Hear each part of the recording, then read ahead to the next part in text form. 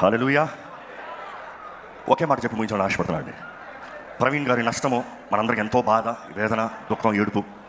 వారిని ఒక 2 సార్లు కలిసి ఉంటానేమో కానీ వారిని నేను చూసిన సింప్లిసిటీ, హ్యూమిలిటీ, హంబుల్నెస్.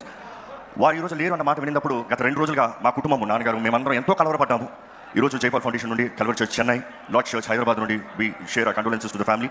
అండ్ ఒక మాట చెప్తున్నాను, warrior is fallen down but that does not mean defeat is here. The body of Christ still stands strong. క్రీస్తు దేహం ఇంకా బలంగా నిలబడింది.